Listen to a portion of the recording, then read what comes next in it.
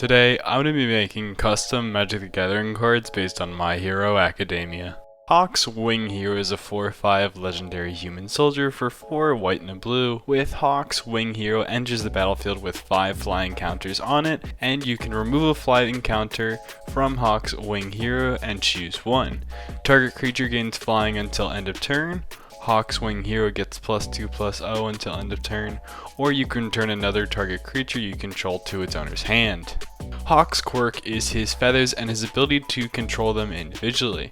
To reference this in Magic the Gathering, I decided to represent the feathers using the flying counters, since additionally it does provide the functionality that if he uses too much of them, he can't actually fly himself. His second ability, where you can remove the flying counters, represents how he utilizes his feathers in battle in saving people and protecting others and using them offensively.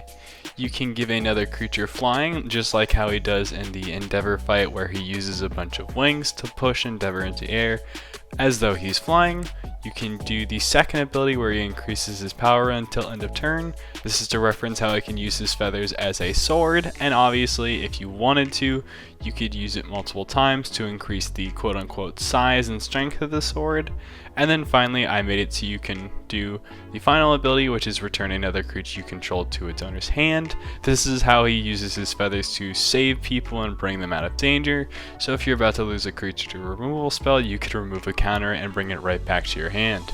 Aizawa Eraserhead is a 3/4 legendary human assassin for white, blue, blue. With when he enters the battlefield, choose a non-land card name. Exile all non-land permanents opponents control with the chosen name until Aizawa leaves the battlefield, and spells with the chosen name cannot be cast. Aizawa's quirk is to completely cancel out another person's quirk as long as his eyes are open. To reference this in Magic the Gathering, I made it so his effect was a kind of combination of Meddling Mage and Banishing Light, where he completely removes effect from the battlefield as long as he is there. And this makes him a great way for us to disrupt our opponent's plan. All for One is a 7/7 legendary human horror for 4 white, blue, and a black with: when you cast All for One, you can exile any number of legendary creatures from your graveyard.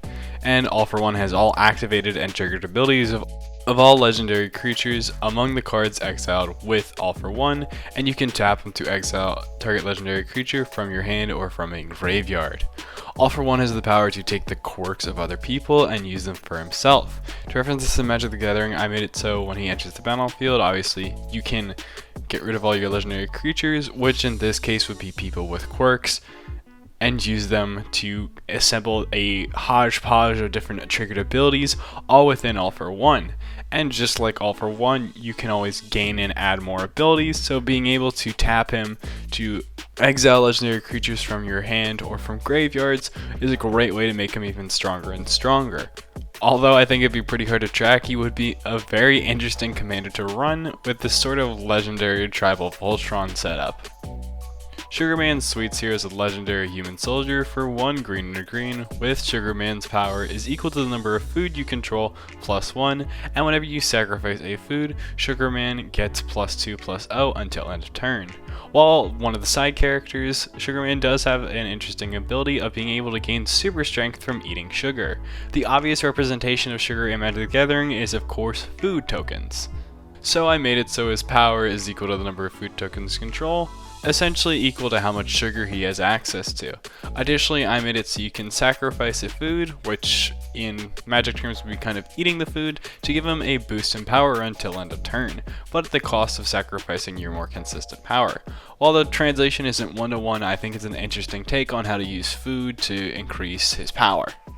Red Riot's Dirty Hero is a 3/4 legendary human soldier for 2 red and a white, with if a sorcerer deals damage to Red Riot's Dirty Hero, it deals half that damage rounded down instead, and pay X, Red Riot gets +0/+X until end of turn.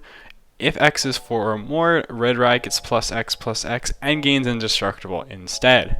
As Kirishima's ability is to harden his skin. It's used defensively since you can harden your skin to block blows and reduce the amount of damage other people's attacks are going to do. To reference this in Magic the Gathering, I made it so all damage done to Red Riot is halves in general. And because you control the strength and durability of the skin, I also made it so you can activate him to make it even stronger. One thing that's very notable is in Season 4, he unlocks this new ability called his Unbreakable State, where if he hardens his skin enough, he enters this crazed, powerful state. And so to reference this in Magic the Gathering, I made it so if you pay more than 4 into his ability, he enters this state by increasing his power and toughness and fully giving him indestructible until end of turn. Bakugo Enraged Exploder is a 5/5 legendary human soldier for 4 red with haste, and at the beginning of each upkeep put a nitroglycerin counter on Bakugo, and whenever Bakugo attacks, deal 2 damage to any target, and you can use the activated ability, remove X nitroglycerin counters from Bakugo, deal X damage to any target, and activate this ability only once each turn. And to reference how he is able to use his explosions to propel himself forward, I made it so whenever he attacks, he deals 2 damage to any target. Additionally, one interesting part about Bakugo's quirk is that he builds up nitroglycerin in his sweat, and specifically he channels that in his grenade gauntlets. So I made it so the nitroglycerin builds up over time by building up the nitroglycerin counters, and then made it so once you store up enough counters to your liking, you can remove the counters and deal X damage to any target, where X is the number of counters that you remove this way. I think it's a great way to represent how he charges up his little grenades and unleashes them onto your opponents for massive damage. It also becomes a very big threat if you can't deal with him properly. If you enjoyed, check out my original video right over here.